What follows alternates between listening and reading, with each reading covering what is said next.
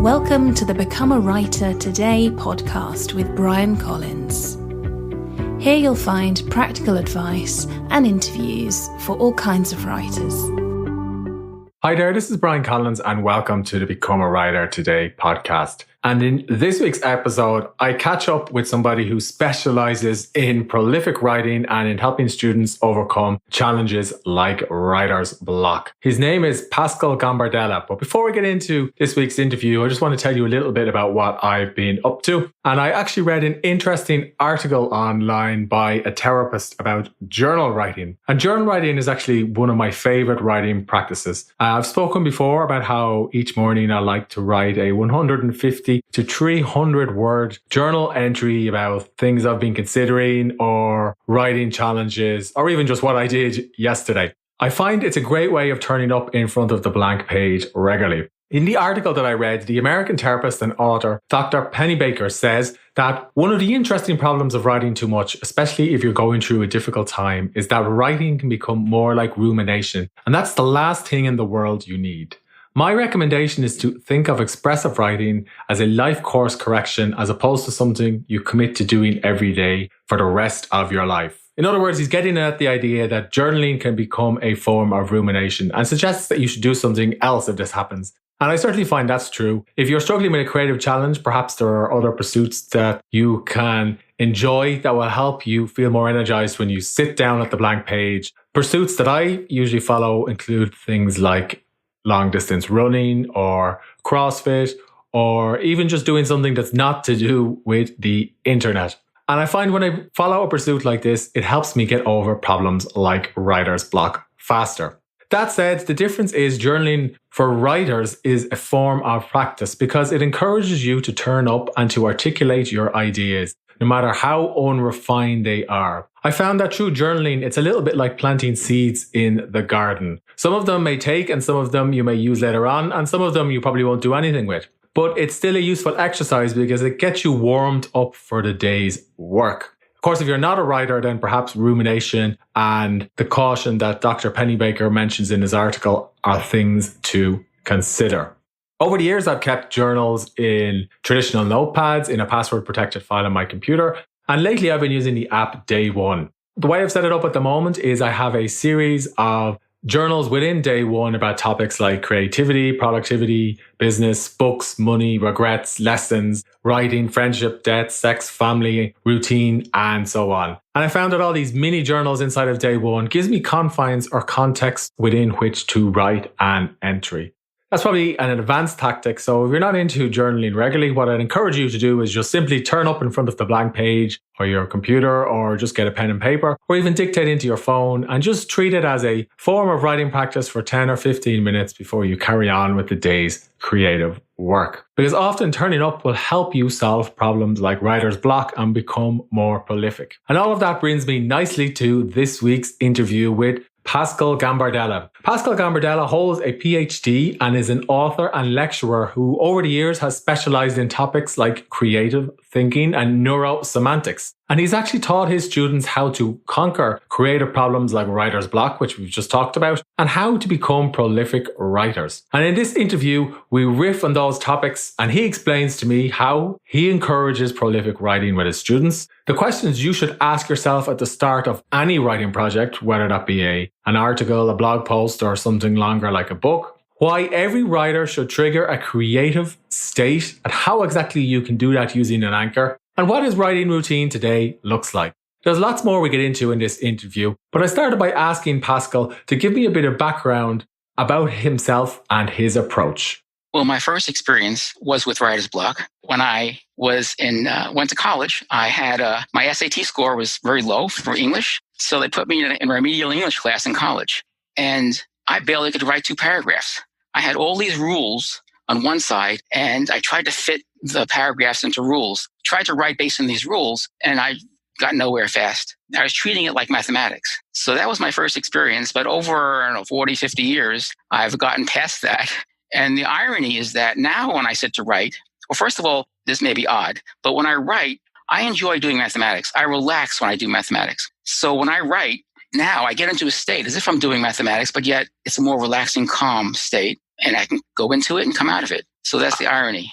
And does it take long for you to get into that state? No, I just need to sit in my chair, have a cup of coffee, and relax. It doesn't need to be perfect. I'll write something. I'm writing a paper now, 12,000 page word paper. I'm just about finished with it. And it's not that I write when I'm sitting down. Sometimes I'll be writing it. Then I'll be puzzled about something. I'll get up, walk around, do something else. But I'll still be thinking about it in the back of my mind. And then I'll come back to it and get back into that state. It's actually now, given 50 years later, 60 years later, it's very enjoyable to write to me. So I once taught a course on prolific writing, and it was to a playwright. He had writer's block. He couldn't write a play. And we went through this course, just me and him, and I discovered that he had mixed up a state. I'm not sure exactly what it was, but there are states called metastates. For example, fear. I could be very fearful, but yet I can bring the frame of calm to the fear and have calm fear. Well, he had something like that mixed up. Rather than calm fear, it was like fear calm. And once we figured that out, he was able to proceed. So I'm not sure if this makes much sense, but the states in which you use are important, and uncovering, particularly when you're coaching someone, what is the strategy they use to get into the writer's block? What are the issues that they confront? By strategy, I mean when they're there sitting in their chair or wherever they're doing it, and they're looking at the words and they're typing or writing, what's going on in their minds? What do they see, feel, and hear? Yeah. And what's a trigger? When they say, oh, I can't do anymore. I write the sentence. Some people have writer's block when they write emails. What's the trigger? And then find out what's behind that. What's going on in it? Do they feel like they can't separate themselves from their behavior? If this writing is reflecting on who they are as a person, as opposed to, like, some people confuse being with doing. My feeling is that self-esteem is inherent. Everyone has self-esteem. You can't take that away from anyone. Self-esteem is there. It's self-confidence. It's the ability to learn and create, which is something we learn. And some people confuse that. Was that the issue? So my thinking is, when I'm looking at someone going through issues, I'll find out what the issue is, where it comes from, and I'll be listing these issues. And then we'll find out what's the most important one. What's the one that if I change that one, if I coach to that one issue, it'll help them get beyond where they are. A lot of new writers feel like what they're writing isn't good enough, and that puts them off. Right? Or they're not good enough, or they're an imposter. Yeah. Oh, if I write this, they're going to discover I'm not really who I say I am. I'm someone else. And my frame for that is, I don't feel like I'm an expert at anything. If I said I'm an expert, that means that, well, I've given up and I have this fixed sense of who I am. I can't learn. So I think sometimes it's important to change the frame they're putting around something. I don't have to be an expert. I'm someone who's learning about this. Therefore, I can make mistakes. Yeah. Therefore, it doesn't reflect on me as a person. I don't have to be perfect. I mean, whatever it is for a person, there might be some critical things that are involved, but I think it really is dependent on who you are. And working with someone, I'd like to work on their particular issues and find out what they really want. Why are they writing? Now, sometimes you say, I write because I like to share things with people. I write because, so I'm thinking when I'm writing something, if I think of my higher intention of sharing things with people and I bring that to bear on my writing, then it makes it easier.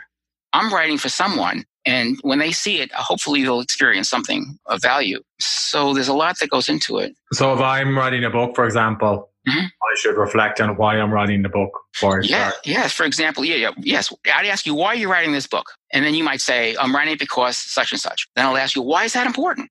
And you might say such and such. And we can do this if you want. And I can ask you, why is that important? And find out what the most important thing about writing that book is. And you may not clearly understand that, or you may. And then once that top level important thing, the critical thing, I want to connect with the universe or whatever it happens to be, you go in that frame, from that frame at you sitting in that chair, writing that book, it brings that higher frame to bear on your current activities in writing. And it's a powerful tool. It's one of the tools we use. I like that. Because I normally come up with, 5 to 7 reasons before I do something that takes a while, like writing a book. One other problem that, somebody who wants to write a book might have is they just can't find time to write, or life gets in the way, or there's lots of interruptions. And you mentioned there about 5 minutes ago about how you're able to switch on and off between that. So what would you say to somebody who's getting interrupted a lot? Well, when do they write? Are they causing the interruption? Or are they causing it by looking at emails or other things? Or is someone interrupting them? And my question to them is, what is it about the interruptions? Can you move yourself somewhere else?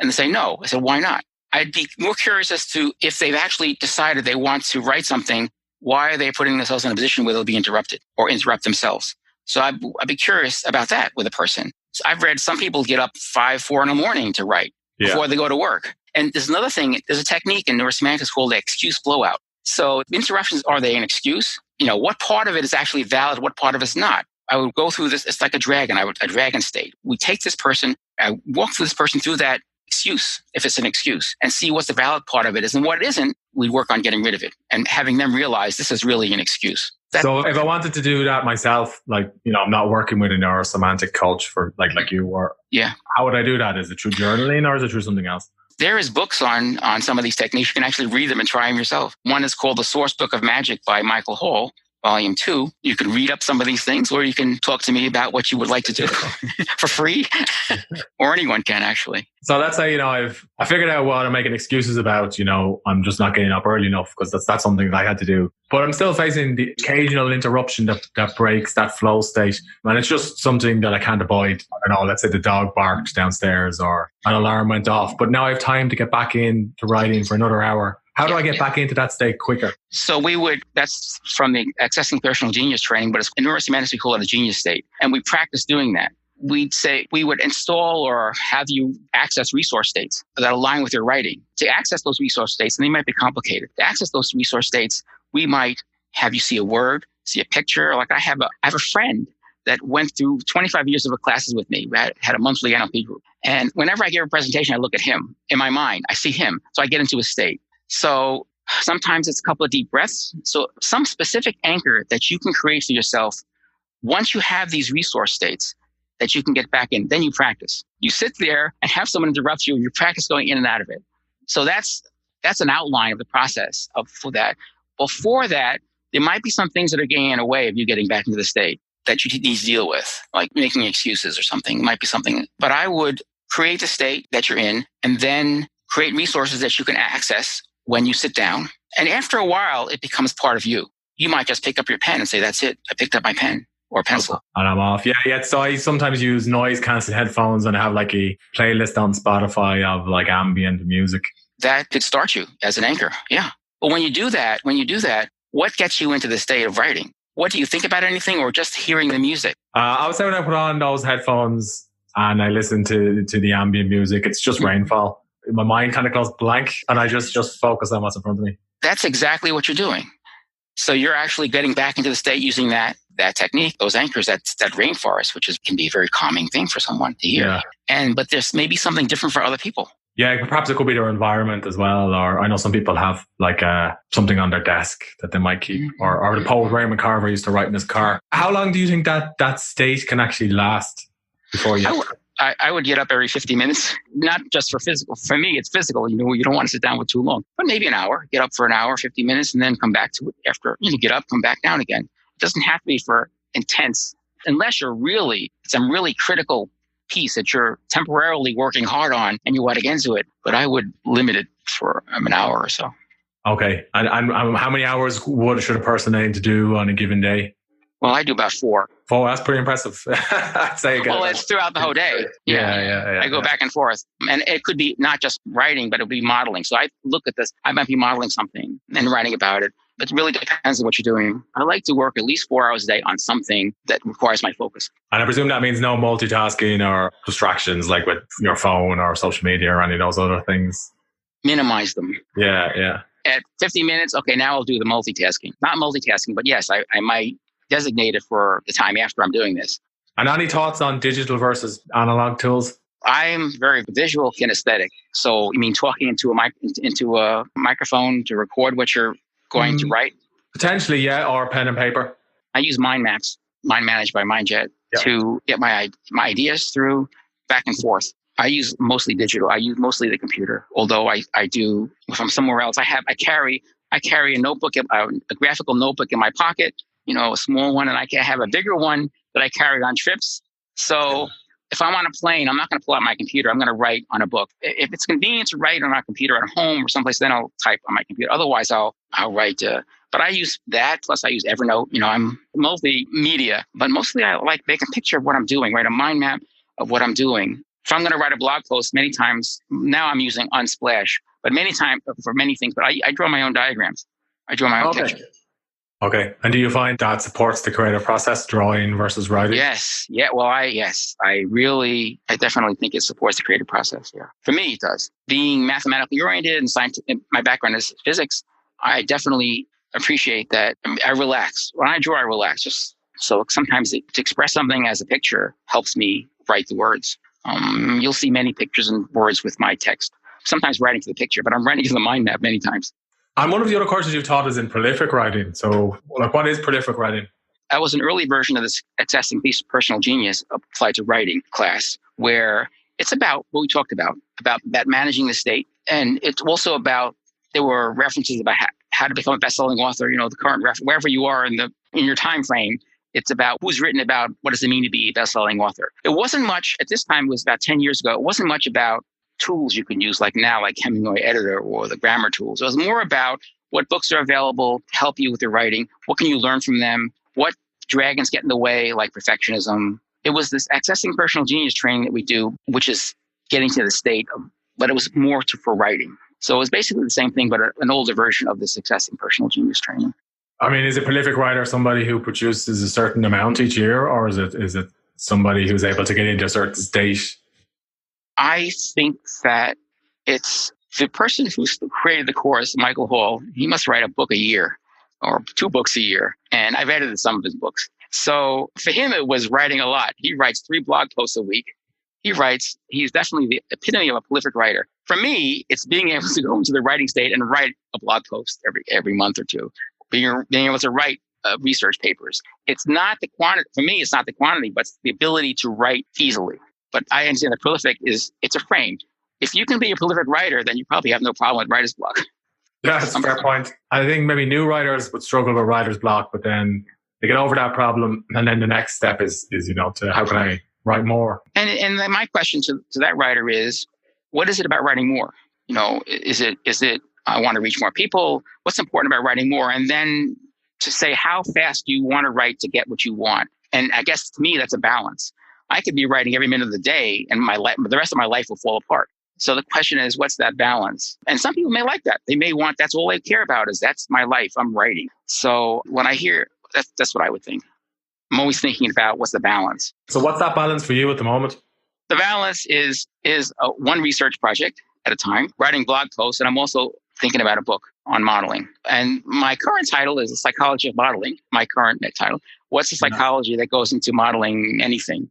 Doing research in physics or system dynamics. I went to a System Dynamics Society conference this year, and I got to help people who PhD students with their issues. And it's much like writing. One person had this complicated diagram. She asked me, okay, when do I know when I'm done? And I looked at the diagram, I heard the question, and I said, are you a perfectionist? And she said, yeah. So the question to my thing to her was like, maybe you need to chunk up a bit. Rather than have 20 things in your diagram, thousands of arrows and connections, maybe you just need to go up a couple of levels. And that's my thinking at the moment. And do you have, it does, yeah. And do you have an ideal early morning routine? Yes. No, nothing major is, getting up, maybe playing Words with Friends with my friend for 1 or 2 moves, having breakfast, and then getting my cup of coffee and sitting down and working. And I like to work in the mornings. What was the game you mentioned?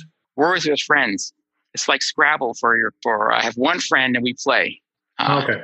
We're high school friends. So we played chess when we were going to high school. Now we're playing this game. And it keeps, you can message each other and keep in touch with your lives. So it's more than just a game, like everything else. Okay. I like that. So just something else you touched on there when you were coaching the PhD students was perfectionism. Yeah. I mean, what do you think is the root cause of perfectionism for creative people? Well, there are different fears people have. And it could be fear of not being good enough. They have to keep working on it to prove that they're good enough, to prove that, in that sense, they might be confusing who they are, what they do. I need to do this better and better and better so I can prove that I'm a person, a good person, or a adept person, or an expert or something. So that could be a possible cause of it. Also, they might have an external reference. So usually what's happening sometimes is that they need an external reference, someone to say that this is good. So when I ask a person, how do you know you've done a good job? I listen. Do they say, well, I see and I can clearly read it and I understand it? Or do they say, I only know if someone else tells me it's a good job? And in reality, there's really a balance. You need to think about how well you're doing, but also you need a balance of someone else saying, yes, I see that. You missed this. Like my wife is very good at logic, so she'll read my writing and she'll pick up things I would never have thought. I would assume people knew. So does that make sense? Perfectionism, I'm not good enough. Yeah. I guess that kind of validation is one of the reasons why people write. Other reasons could be, to earn more money or to share their message with the world. One other thing I was wondering was, like, you've written extensively nonfiction, both academic and a book and so on. Have you ever used your approach to write fiction, or is nonfiction your kind of specialism? Well, I've been trying to write stories. So when I write my nonfiction, I'm trying to tell stories about my life or other people's lives. So lately, I even took a storytelling course in BC, getting in front of an audience, telling a story. So my thinking is that, yes, I want to write. I'm tempted by fiction, but right now I'm mostly focused on nonfiction, but telling stories in my nonfiction. So what I do is I gather books on storytelling and I start practicing. Have you read Robert McKee's work? No, I don't think so. Yeah, he covers storytelling and nonfiction in his book Storynomics and his course as well. So that's probably something that we want. I haven't heard that. Yeah, I need to look into that. Yeah. Yeah. And what are you up to at the moment? I'm finishing a paper on the collapse of the Maya civilization. It's this week. I'll finish it, send it out to my co-authors, and it's 12,000 words. And we've been working on this project for 3 years. That's a long time. Yeah. I mean, it's a process of discovery, believe me. And part of it's mathematical. We were mistaken in our equations. We corrected them. Sitting in a conference, I heard someone say something. I said, "Oh my God, we could use that." So it's just about done. And so that's my main project. And the other thing is that we're giving a course on creativity and innovation in April. So we'll be planning that in Fort Lauderdale, Florida, using neurosemantics. Is that in a college or university, that course? No, it's in a venue. Okay. Just a venue. We have three trainers doing it, 3 of us doing it, mostly because we like working together. And this topic is a great topic for teaching. And what type of people do you get on, a workshop like that? We get writers, people in business who want to have more innovation in their business, people who want to learn more about NLP and neurosemantic techniques as applied to their work. I think most anyone needs some creativity in their lives. If people want to learn more about you or your work, Pascal, where can they find you? My website is pascalgambardella.com, and they can learn as much as they want about me. And that's Gambardella. Yes, my last name and first name is Pascal. Okay, great. And I have resources, stories, lots of things there. Okay. Blog posts. Well, it was great to talk to you today, Pascal. Yes, same here, Brian. Okay, take care. Thank you. I hope you enjoyed this podcast episode. If you did, please leave a rating on the iTunes store. And if you want to accomplish more with your writing, please visit becomeawritertoday.com/join and I'll send you a free email course. Thanks for listening.